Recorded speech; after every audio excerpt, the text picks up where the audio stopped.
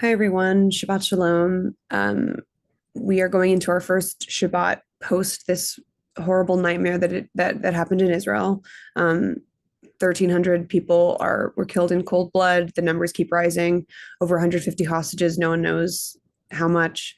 And it's our first Shabbat since this thing happened. It's also back to the beginning of the Torah because we were celebrating Simchat Torah last weekend and we restarted the Torah. And now we're back at Bereshit in the beginning.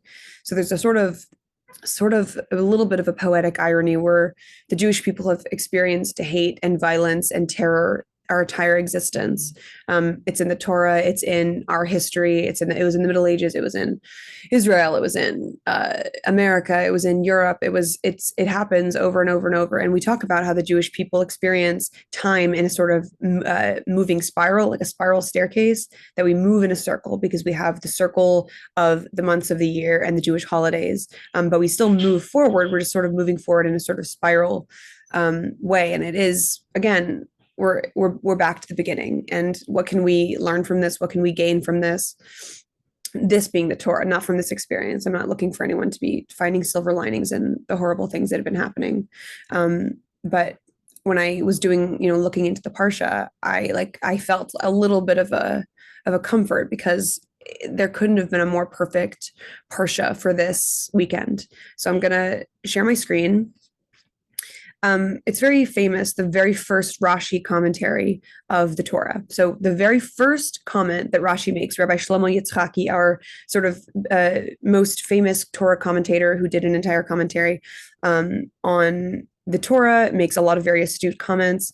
I'm just sharing my screen now. So this is his commentary, the very first sentence of the Torah, which is Bereshit bara Elokim et hashamayim ve'et haaretz, in the beginning of God's creation of the heaven and the earth.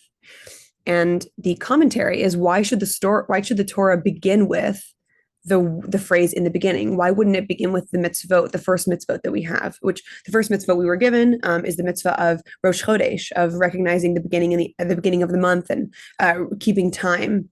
And we're given that mitzvah after leaving, right before leaving Mitzrayim, before leaving Egypt, because we were finally our own people, and we're able to be given mitzvot and to be able to do them together. So this commentary that Rashi makes it is so moving. So I'm just going to cut to the part that I find so moving. So why should we begin the Torah with in the beginning? Why shouldn't we begin with this is the first month to you, which is, Rosh Chodesh.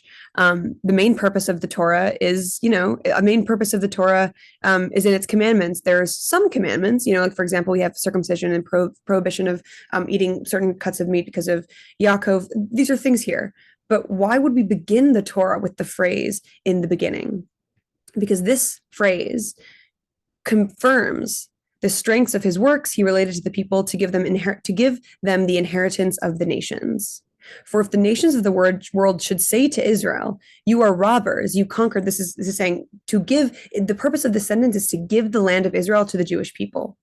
Because if the nations of the world are to say, "You are robbers, for you conquered by force the lands of the seven nations of Canaan, Israel," and we can say, the entire earth belongs to God. He created it and he gave it to whomever he deemed proper. He gave it to them and he wished, and he gave it to them and he gave it to us. He gave the land of Israel to the Jewish people. If there is any piece of Torah that is so, we point to this phrase when we talk about why do the Jewish people have a claim to the land of Israel.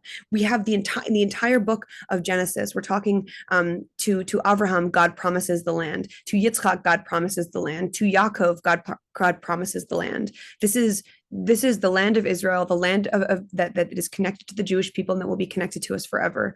And I think that when we have horrible things like this happen and we can't find silver linings, and there's no silver lining. It's not that. It's that we can see that we've been given the Torah, we've been given the instruction manual, and it's somehow we wind through this spiral of time. We wind through and we think that no, the Torah can't be relevant anymore. The Torah is obsolete. Religion's obsolete. What is God? Where is God? And the answer is that God is always here, and it's unclear at sometimes when horrible things like this happen. But we are given comfort when we see things like this, that the timing is extremely poetic and touching. And I just want to I want to encourage anyone who is feeling the need to defend Israel or feeling uncomfortable defending Israel. I'm really happy to send any sort of uh, resources or podcasts to recommend. And I'm sending a lot of love, and I hope that we have a Shabbat Shalom. I hope we have a peaceful Shabbat. And God willing, I'll see you all next week.